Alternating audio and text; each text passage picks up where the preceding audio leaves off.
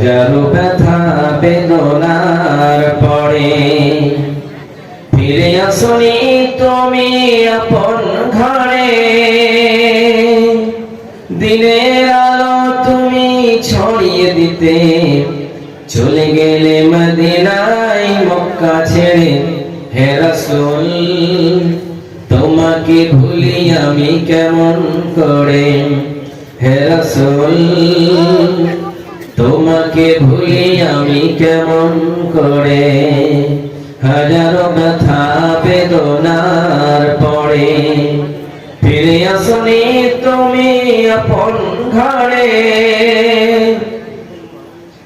দিনের আলো তুমি ছড়িয়ে দিতে চলে গেলে মদিনায় মক্কা ছেড়ে। হে রাসূল তোমাকে ভুলি আমি কেমন করে। হে রাসূল তোমাকে ভুলি আমি কেমন করে। খেয়ে দিন প্রচারের কাজে নিজেকে দিয়েছ বিলিয়ে। তায়েফের কাফেরেরা চিনল না সে আলো, দুষ্ট ছেলেদের পিছু দিল লেলিয়ে। খেয়ে দিন প্রচারের কাজে নিজেকে দিয়েছ বিলিয়ে। তায়েফের কাফেরেরা চিনল না সে আলো, দুষ্ট ছেলেদের পিছু দিল লেলিয়ে। পাথরের আঘাত খেয়ে ক্ষত বিক্ষত হয়ে সারা শরীর থেকে রক্ত ঝরে। হে রাসূল তোমাকে ভুলি আমি কেমন করে। হে রাসূল তোমাকে ভুলি আমি কেমন করে। হাজারো ব্যথা বেদনার পরে ফিরে আসনি তুমি আপন ঘরে। দিনের আলো তুমি ছড়িয়ে দিতে চলে গেলে মদিনায় মক্কা ছেড়ে। হে রাসূল তোমাকে ভুলি আমি কেমন করে। হে রাসূল তোমাকে ভুলি আমি কেমন করে।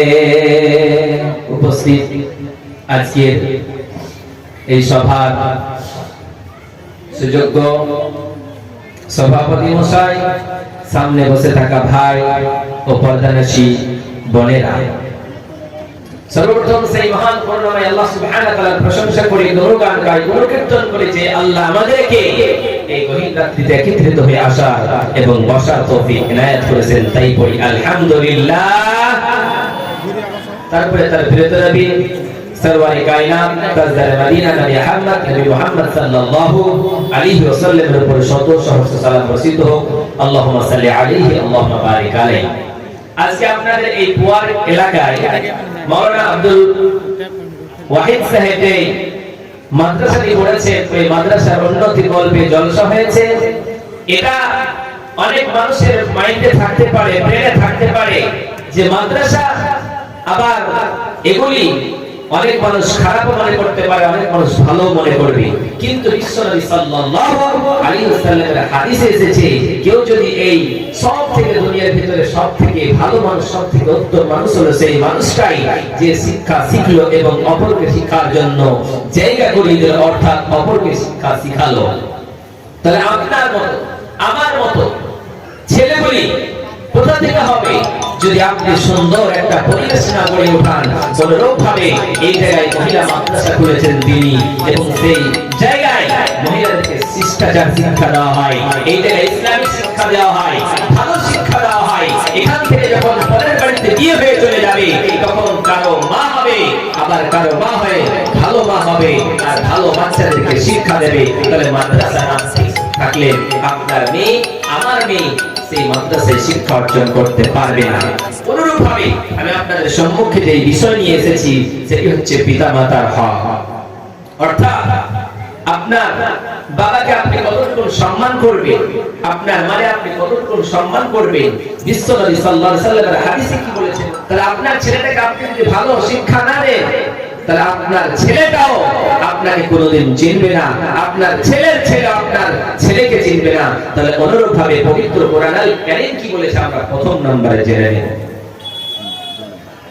ওই জন্য রব্বুল আলামিন বলে, দুনিয়ার মানুষেরা তোমরা যে কাজ করো না কেন, যে কর্ম করো না কেন, আমার পবিত্র কোরআন আল কারীমের ভিতরে যা ঘোষণা করেছি তোমরা যদি পন্থা ভাবে মেনে নাও, স্পষ্ট রূপে তোমরা যে সমস্ত জিনিসগুলি মেনে নাও, তাহলে তোমরা প্রকৃতভাবে মুমিন হয়ে যাবা।